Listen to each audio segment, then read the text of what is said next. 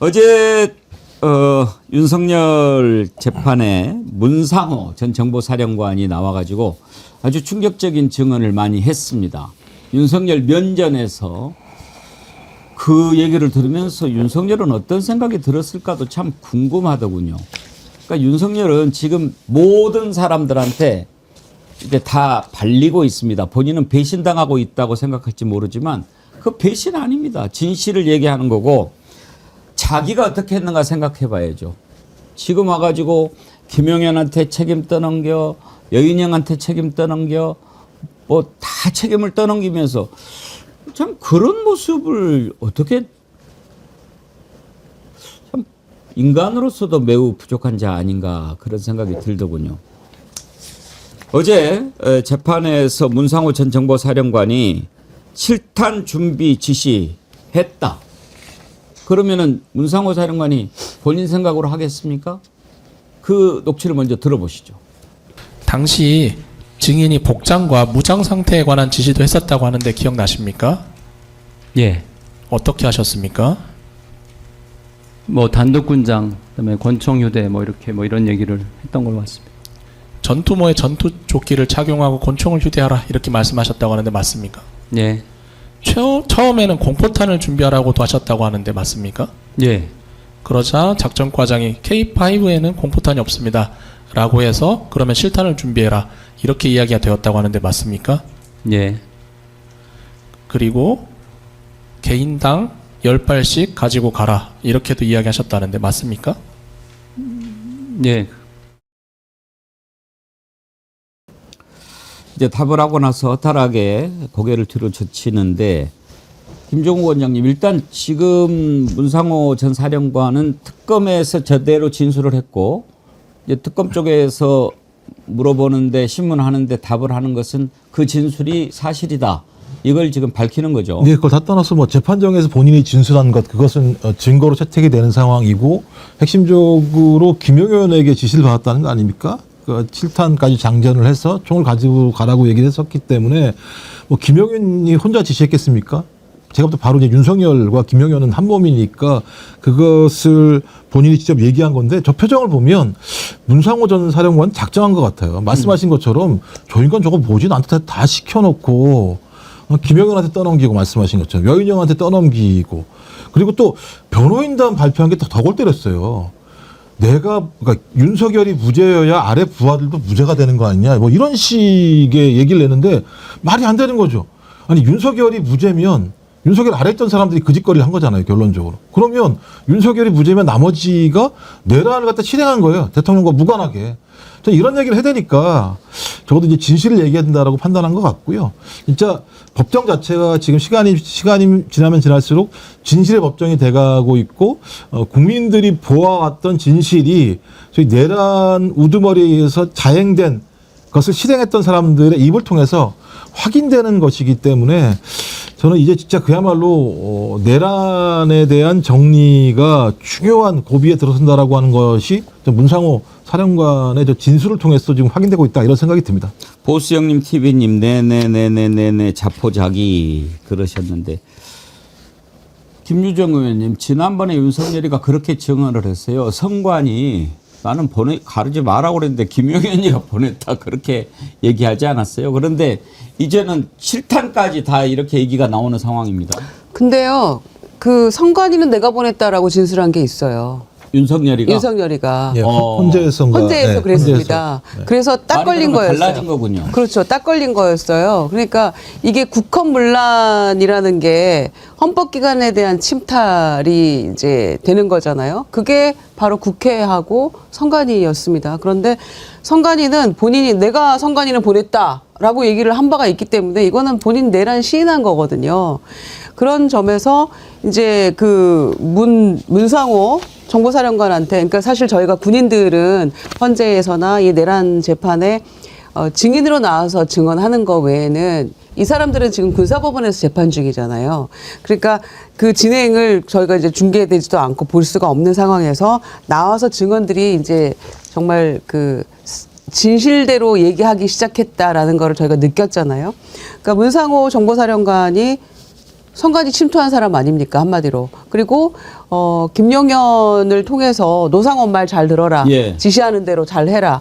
이렇게 얘기를 들었던 사람인데 지금 이제 와서는 아까 계엄 1년 즈음에서 낸 것 중에 변호인들이 윤석열이 무죄여야만 나머지도 무죄다. 김용현한테도요. 민주당 사건 어디건 그러니까 윤석열이 나와서 얘기했잖아요. 내가 군인들 보내는 거 최소화하라 그랬다. 보내지 말라고 했다. 그러면은 본인은 군 통수권자가 보내지 말라고 한 건데 김용현 국방장관이 마음대로 보낸 거면 김용현이 내란 수괴잖아요. 그리고 사령관들도 마찬가지 아닙니까? 본인은 최소화하라. 근데 나중에는 지하 벙커 가서 해제된 다음에 거봐 내가 1000명 보내라 그랬지. 이런 얘기 했잖아요. 그러니까 본인이 말해놓은 것도 다 잊어버리고 있는 거고. 문상호 정보사령관의 선관위 침투한 그 사건, 그 다음에 15일 날 이진우 수방사령관 증인으로 나오거든요. 이제 그게 내란의 핵심 증인들이 될 것 같아요. 어제 문상호에 이어서 이진우 수방사령관은 국회에 보낸 사람들 아닙니까? 수방사가 침투를 해서 막 유리창 깨고 들어간 것도 4인 1조로 끌어내라. 의원들 4명이 가서 한 사람 끌어내라.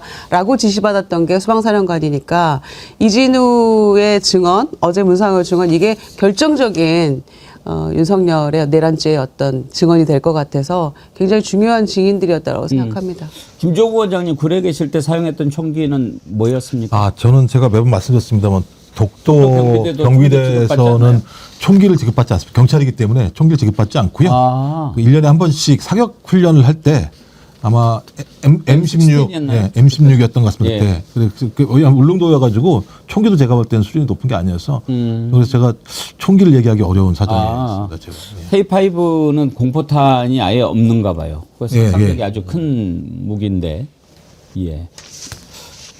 근데 지금 이렇게 윤석열이 말이 막 재판에서 달라지고 이러는 건 다 위증에 걸리죠. 지금 박영식 앵커님. 네. 국무회의 소집과 관련해서도 일단 위증죄로 지금 다시 기소가 됐죠. 맞습니다. 예, 그리고 이제 윤석열 같은 경우에는 국무회의 관련해서도 위증합니다만은 아까 이제 김유정 의원이 잘 짚어주신 대로 그간의 여러 단계에서의 진술 과정에 말이 바뀌거나 앞뒤가 달라지는 진술들이 너무 많이 생겨나고 있어서 그 관련된 위증죄도 또 한 번 또 기소가 될 가능성이 매우 높다라고 보고요. 재판 과정에서도 번복되는 진술이라든지 이런 것들이 너무 많아서 그 가운데에서도 어떤 혐의가 또 추가될 수 있는지 잘 살펴봐야 될 것 같고 오늘 저희가 지금 다루고 있는 이 실탄 준비 지시와 관련돼서는 결국에는 공포탄이 아니라 실탄이었다라는 충격은 무장 군인들이 선관위를 무력으로 국가 폭력을 동원해서 침탈하려고 했다라는 그 충격적인 증언이 이 담당자로부터 나왔다라는 데 있고 그리고 향후 재판 과정에서는 아마 윤석열, 노상원, 김용현 문상호 이 라인상에서 어떠한 지시가 있었고 누가 이걸 결정적으로 지휘했고 어디까지 공모가 됐는지를 각자가 다투는 이제 영역들이 막 발생할 것 같습니다. 특히 문상호 사령관이 저기에서 실탄 언급을 한 이유는 결국 자신이 시인을 하면서 자신이 혐의를 좀 더 줄여보려는, 즉 형량을 줄여보려는, 혐의를 인정하고 반성하고 형량을 줄여보려는 시도라고 볼 수 있기 때문에 나중에 저희가 뒤에 다루겠습니다만은 문상호는 윤석열에게 책임을 떠넘기거나 김용현에게 윗선의 책임을 떠넘기지만 본인의 혐의를 또 나중에 줄이는 거짓말을 또 일관하는 자세가 나오거든요. 그 대목도 함께 챙겨봐야 될 것 같습니다. 특히 김용현이가 문상호 정보사령관한테 전화해가지고 노상원이 하는 걸 도와라 이런 지시를 직접 내린 것까지도 드러났습니다. 노상원은 군인도 아닙니다. 정보사령관을 하다가 성 문제 관련해가지고 그만둔 자입니다. 이런 자한테 내란의 그 중요한 임무, 그것도 무시무시한 것을 지시를 한 겁니다. 그래서 노상원이 완전히 실세가 됐던 것 아닙니까? 그 얘기 들어보시죠. 2024년 10월 14일 20시 39분경 김용현 전 장관으로부터 전화를 받으셔서 3분 51초 동안 통화를 한 사실이 확인됩니다. 당시 어떤 내용으로 통화를 했던 것입니까? 장관님께서 하신 말씀은 노상원 하는 일 잘 도와라. 그 말씀만 하셨습니다. 그 노상원이 하는 일이라는 게 어떤 일을 말하는 네, 것이었습니까? 그때 당시 대량 탈북 상황에 대비해서 인원들을 추리는 일 그거였습니다. 이 통화를 하기 직전에 증인 노상원과 통화한 사실이 있으시죠? 네. 그때 노상원이 뭐라고 했습니까? 제가 잘 대응을 안 하고 대꾸를 잘 안 하니까 좀 흥분해가지고 넌 날 못 믿냐? 내가 뭐 너한테 나쁜 일 시키겠냐?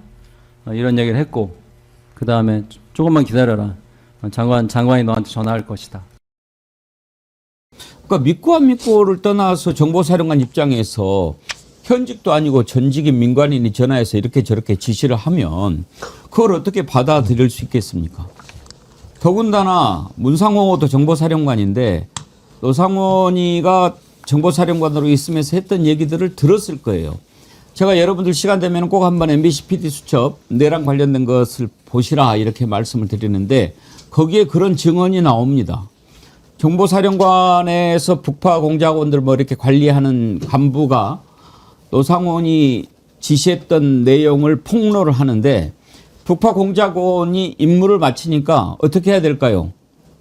폭파시켜라. 예? 원격으로 조종되는 폭탄 조끼를 입혀가지고 멀리 보낸 다음에 폭발을 시켜라. 그래서 폭사를 시키라고 그렇게 얘기를 했던 자가 바로 노상원입니다. 그런데 김용현이 노상원을 도와라. 이렇게 이야기를 하는데 국방장관은 직속상관 아닙니까? 그러니 안 들을 수가 없는 거겠죠.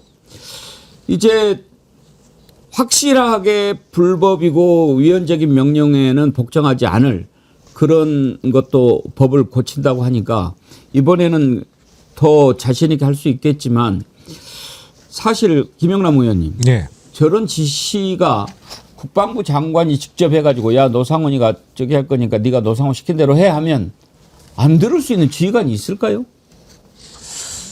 정말 애매하죠. 더군다나 정보사라는 거는 조금 특수 임무를 수행하는 곳이잖아요. 그러니까 군에 있어서의 가장 중요한 정보기관인데 정보기관의 특성은 이른바 이미 퇴역한 사람이지만 이른바 흑색이 많다는 거죠. 흑색 요원들이 많잖아요. 네. 정보 업무와 관련해서. 그러니까 흑색 요원이라는 거는 신분이 드러나지 않는, 그러니까 예를 들어서 그런 거죠. 정보사 일을 하고 정보사에서 사실상 급여도 받는 사람입니다만 어느 누구도 정보사 정식 직원 내지는 정보사 소속의 군인이라는 게 확인이 안 되는 그런 사람이 있을 수 있거든요. 뭐 국정원도 마찬가지입니다만. 그러니까 문상호 정보사령관 입장에서는 뭐야 이게 도대체 김용현 당시 국방부 장관이 하는 얘기를 노상원이라는 이미 퇴역한 게 공식적으로 확인되는 사람을 블랙 요원으로 쓰란 얘기인지, 근데 요원으로 쓰라는 취지가 아니고 노상원이가 시키는 대로 네가 하라는 취지잖아요. 그러니까 저런 명령 들으면 황당하면서도 좀 실제로 헷갈렸을 거예요. 이게 도대체 뭘 어떻게 하라는 거야 도대체. 사령관이라고 하는 자리가 이제 그쪽에서는 가장 높은 자리 아니겠습니까? 그리고 정치적으로도 민감할 수밖에 없는 자리고 국방부 장관이 지시를 했는데 이것은 위법하니 어긋납니다. 박정훈 대령이나 되면 모를까 이것을 참 노할 수 있는 사람 찾기 쉽지 않을 겁니다. 그리고 뭐 여기 이제 계속 얘기하는 방첩사, 정보사, 특전사 이 사람들이 이날만 이 얘기가 벌어진 게 아니잖아요. 그 전에 술자리 같은데 안가에 가서 술을 먹으면서 이렇게 다 들었던 거고 제가 볼 때 충분히 이런 일이 있을 거다. 그러니까 12월 3일인지는 알 수 없었지 몰라도 이런 준비를 해야 된다라는 것들을 알고 있었을 거라 생각이 들기 때문에 뭐 그 상황에서 김영현이 전화했을 때 뭐 내가 얘기를 안 들었을 수도 있겠다 이런 게 중요한 게 아니라 이미 저는 제가 볼 때는 이 상황에 대한 고민은 돼 있다고 봐요. 서로가 거기에 대해서 재판 과정에서 이건 제가 모릅니다라고 어떤 단위별로 자기에게 피해가 되는 것들은 모른다고 얘기할지 모르겠습니다만 이런 형태의 내란이 있을 거라고 하는 측면들에 대해서는 알고 있었을 거라는 생각이 들고 또 하나는 중요한 게 뭐냐면 정보사 부대를 보낸 다음에 무슨 얘기가 있었냐면 며칠 동안 있어야 된다 이런 얘기를 했다는 단어가 나와요. 며칠이라고 하는 게 왜 며칠 가야 되는 거죠? 성관이 가서 그냥 그 임무만 하면 되는 거 아니겠습니까? 근데 성관이만 있었던 게 아니라 다른 적이 또 있었다는 거잖아요. 그러니까 현역병도 있었고 오비도 있었다는 거잖아요. 그러면 저희 내란을 일으키고 난 다음에 내란 이후에 이 내란을 완성하기 위한 조치가 정보사 라인을 통해서 진행됐을 수도 있다. 뭐 예를 들면 누군가를 죽이라고 얘기하고 복장은 북한 인민군복을 입고 있으면서 이 사건 자체가 이런 일을 예비하기 위한 비상사태 발생을 만들어낼 수도 분명히 있는 거거든요. 그러니까 선관위는 한 측에서는 왜 내가 내란을 일으켰지라고 하는 근거 자료도 있을 수 있겠지만 또 하나는 다른 방식으로 어떤 지역에 있으면서 소위 비상사태를 만들어낼 수 있는 작전도 정보사가 할 수 있다는 판단이 들고 저는 그 부분까지 밝혀야 되는 측면이 분명히 있다. 그러면 이걸 문상호가 모르고 누가 했을까? 그냥 노상원이 직접 지휘하기는 어려운 상황 아니겠습니까? 그래서 이 부분 같은 경우도 그냥 여기 나와 있는 표면적으로만 문상호는 잘 몰랐을 거다, 거박이 어렸을 거다, 근데 노상원이랑 김영일 다 했을 거다라는 차원을 뛰어넘어서 그렇다면 계속 뭐 김어준부터 시작했던 그 다양한 예를 들면 이후의 시나리오들 같은 경우를 어떻게 집행하려고 했는가라는 부분에 대해서도 저는 이제부터 특검은 다 끝나갑니다만 어떤 형태로든지 밝혀내야 될 대목이 분명히 있다라고 저는 생각을 합니다. 수사가 끝나면 다 그림이 나오겠지만 김유정 의원님 저는 왜 선관위 했을 때 그런 생각이 들어요. 이제 실탄까지 가지고 가고 야구방망이 또 여러 가지 뭐 흉기, 케이블타이 이렇게 가져갔지 않습니까? 그럼 이제 정상적인 상황이 아니고 비상 계엄 상황에서 이자들을 선관위 직원들을 체포했을 때는 온갖 고문과 뭐 폭행과 이런 것을 자행하지 않았겠습니까? 그러면 그렇게 그림을 그린 게 아닌가? 이 계엄이 근거가 있어서 발동한 것이다. 뭐냐? 부정선거에 확실한 증거를 잡아냈기 때문에 이거를 찾아내기 위해서 그렇게 한 게 아닌가 생각이 들어요.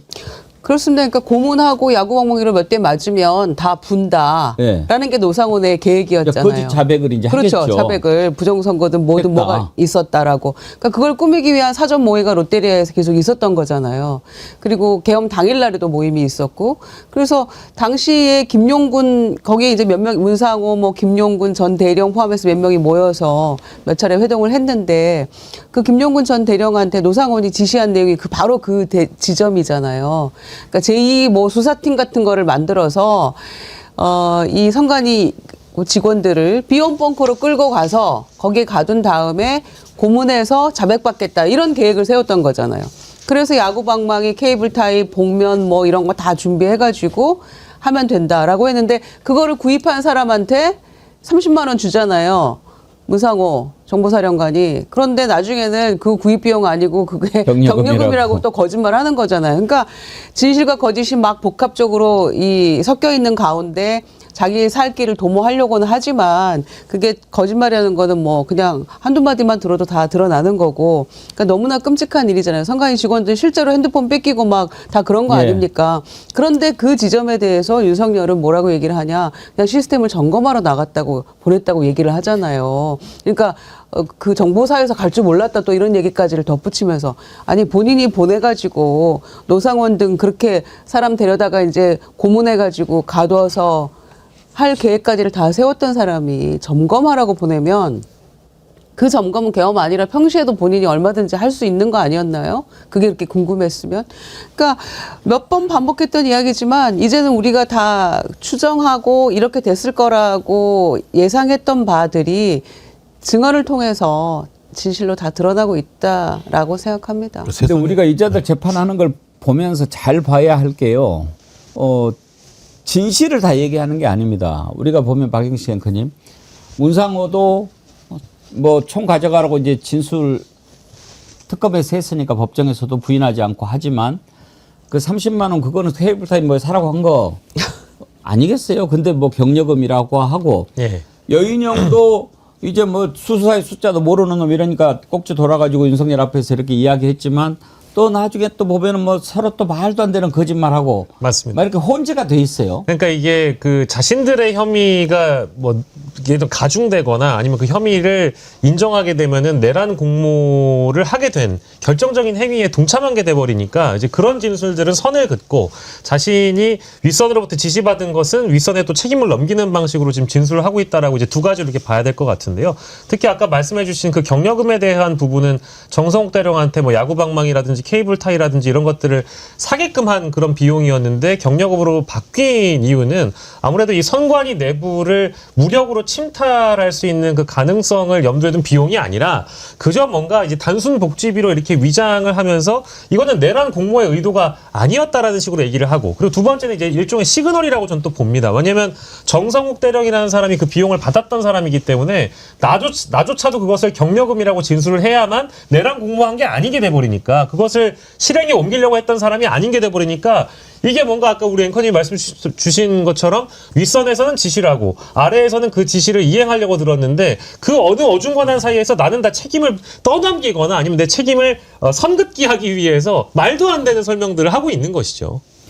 어떻게 야구방망 이런 것을 생각을 할까요? 참 노상원의 머릿속에는 뭐가 들어있는지 궁금하기 짝이 없습니다. 포승줄, 도구 이렇게 준비하라고 지시를 롯데리아에서 아마 했을 거예요. 한번 들어볼까요? 11월 17일 롯데리아 안산 상록수점에서 노상원 정모대령을 만난 사실이 있지요. 예. 그날 노상원이 부정선거 관련자들을 조사할 것이다 이런 이야기 했었지요. 네, 기억납니다.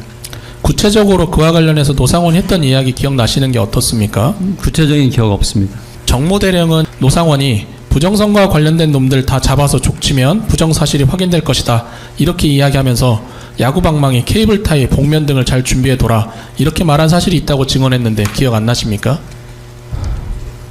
도구 준비 언급한 것은 제가 기억납니다. 근데 그렇게 자세한 기억은 없습니다. 좀 황당하고 어이가 없어가지고 사실 저는 그냥 흘려듣고 말았고 그렇기 때문에 명확하지 않습니다. 무슨 말이죠? 저게 그러니까 거짓말하는 게 티가 나는 게 본인 입으로도 황당하고 어이가 없다고 했잖아요. 근데 보통 황당하고 어이없는 얘기는 기억에 오래 남아요.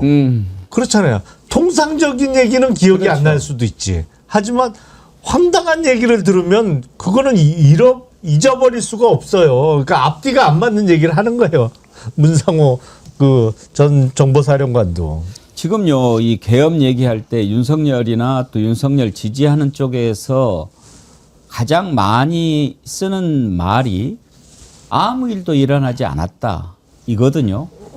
그런데 지금 보십시오. 만약에 내란이 성공했다면 이재명 대통령도 이야기했듯이 정말 어느 것 하나만 삐뚤어졌어도 이 내란은 우리가 막아낼 수 없었을 겁니다. 헬기가 조금만 늦게 오는 것이 없었어도 그리고 만약에 현장에서 군인이 개머리판으로 시민을 한 대 치기만 했었어도 상황이 완전히 달라졌을 거란 말입니다. 그런데 모든 것이 잘 맞춰져서 그야말로 하늘이 보호하사 우리나라가 지켜졌지 않습니까? 만약에 그렇게 됐더라면 어떻게 됐겠습니까? 선관위에 직원들이 끌려가가지고 온갖 고문을 당하고 없는 사실을 거짓으로 자백하고 정치인들 끌려가서 수장되고 폭파당하고 이렇게 될 뻔했잖아요. 근데 그게 아니었으니 이거는 죄가 아니다? 지금 이런 논리인데 그러면은 수많은 시민이 학살 당해야 죄고 그렇습니까? 그러니까요. 아니 자꾸 통진당 얘기 그들은 하잖아요. 그런데 이석기 당시 대표가 그냥 내란 음모 그 강의 중에 뭔가 얘기를 했다는 그 사실만으로도 당은 해산되고 본인은 징역 9년 선고받았잖아요. 거의 만기 채워서 나왔거든요. 몇 개월 빠지고. 그런 상황인데 지금 이건 실제로 상황이 벌어진 것이고 또 기자들 중에서 결박당하고 구타당한 사람도 있잖아요, 실제로. 그런데 정말 아무 일이 없었나? 국회 유리창은 다 깨지고 했잖아요. 그런데 아무 일이 없었어요. 그러니까 경고성 계엄 그 얘기를 아직도 주장하고 싶은 사람들이 있는 것 같은데 정말 이게 모자라다고 해야 될지 정말 양심이 없다고 해야 될지 뭐 어떻게 설명할 바가 없네요, 정말. 아니 상식적으로 선관위를 점검하기 위해서 실탄 10발씩 장전하고 간다는 게 말이 안 되는 거잖아요. 아니, 그러니까 선관위 직원들이 무슨 무장하고 있습니까? 총 들고 서로? 그래서 전 롯데리아 회동이 되게 지금 저희가 감춰져 있는 게 너무 많은데 지금 하나씩 롯데리아 회동과 관련된 얘기가 나오는 거예요. 예를 들어 롯데리아 회동했던 사람들 얘기에 의하면 노상원이 김건희랑 비화폰으로 통화하더라.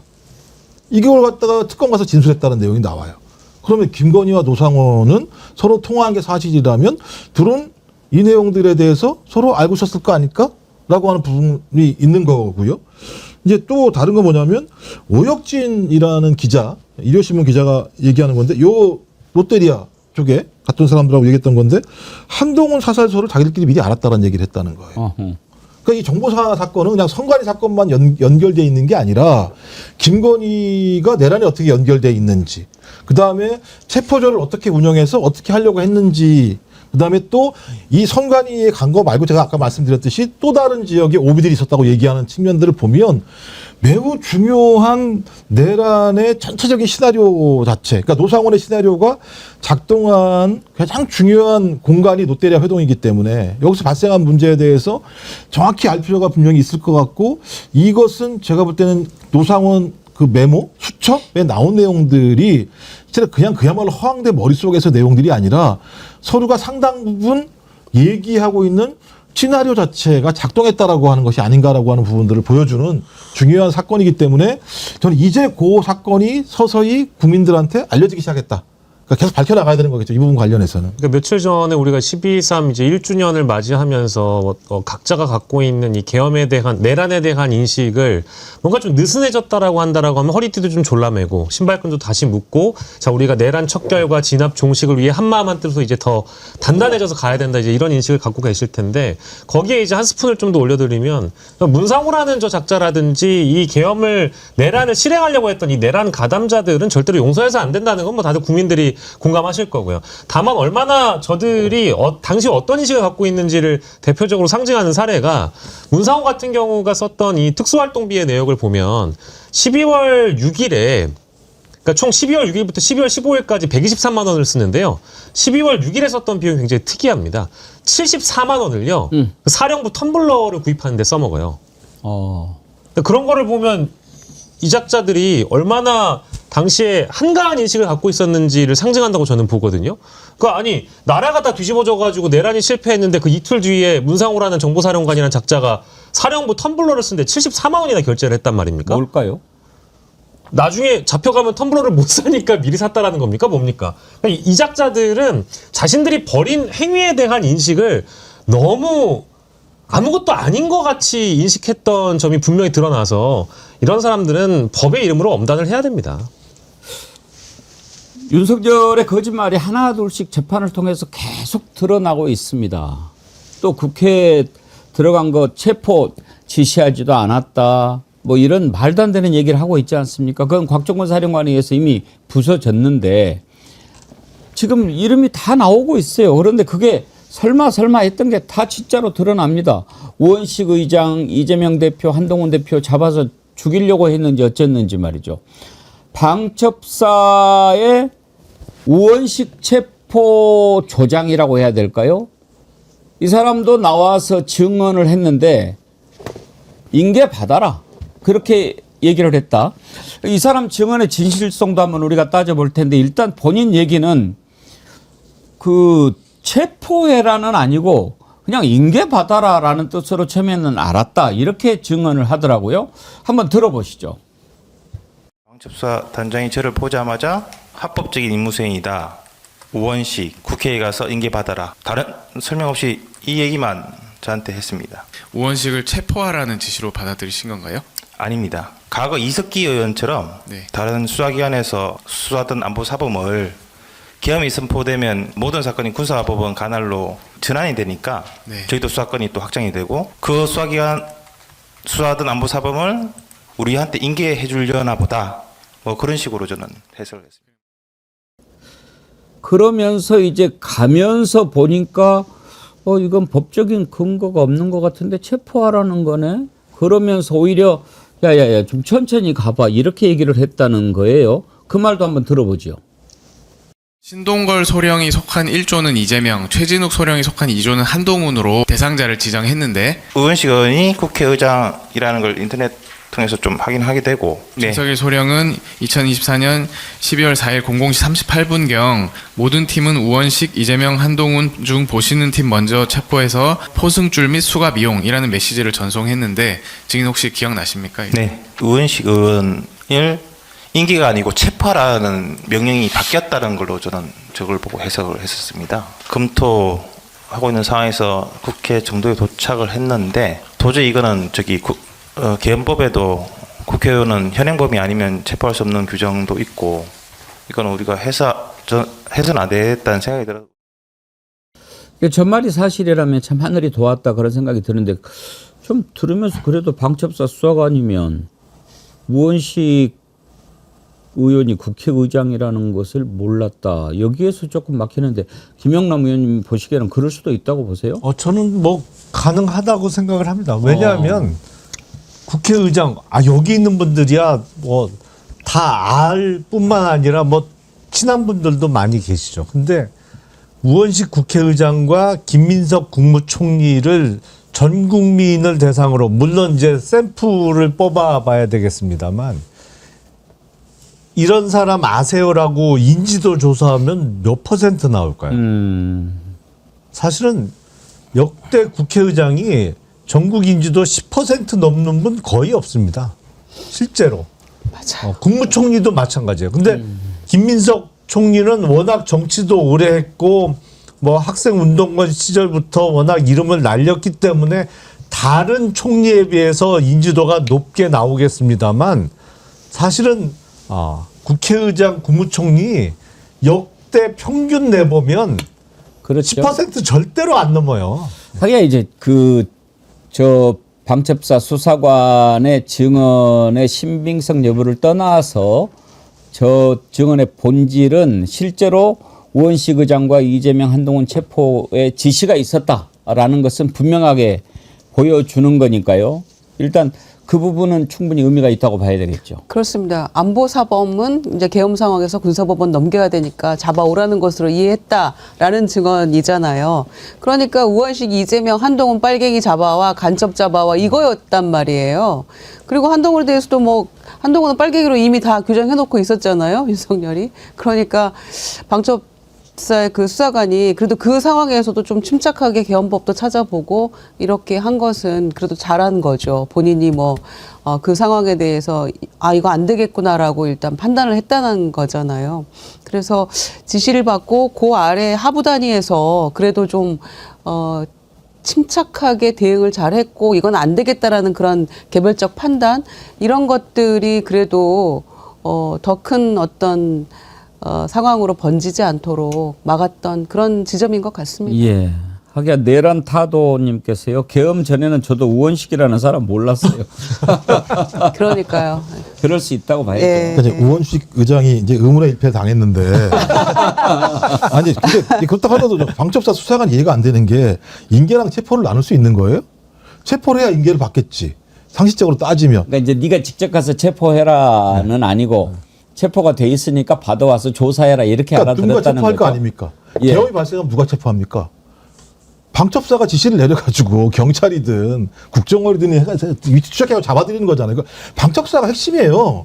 계엄에서는 방첩사가 다 하는 겁니다. 옛날 기무사처럼 다 하는 건데 자기는 아무것도 모르는 거죠. 아니 저는 그냥 인계만 받으라고 했어요. 아니 그러니까 인계를 받으려면 체포를 해야 되잖아요. 체포 명령을 누가 내려요? 방첩사가 체포 명령을 내. 그러니까 방첩사령관인 여인영이 홍장원한테도 명단을 얘기해주고, 그 다음에 거기에 아래에 있었던 뭐 과장인가 누군가가 경찰에다가 얘기해주고, 그 명단을 알아서 홍장원은 뭐 이런 것들이 다 있어. 그래서 국정원장한테 이런 일이 벌어졌는데 얘기한 거고, 조지호 경찰청장도 아니 저것들 뭐 한다고 나한테 이걸 체포하라고 명단을 줘? 그걸 전화 끊었다는 거 아니에요. 그러니까 저는 방첩사가 지금도 전혀 지금 내부에 개편이 안 되고 있어요. 1년이 지났는데도 불구하고요. 이 정도 상황이면 옛날에 방첩사가 어떻게 바뀔지 다 내용이 나와야 되는데, 그래서 여전히 방첩사에 있는 수사관들이나 이런 사람들 같은 경우는 저는 진실을 10%도 얘기 안 한다고 생각해요.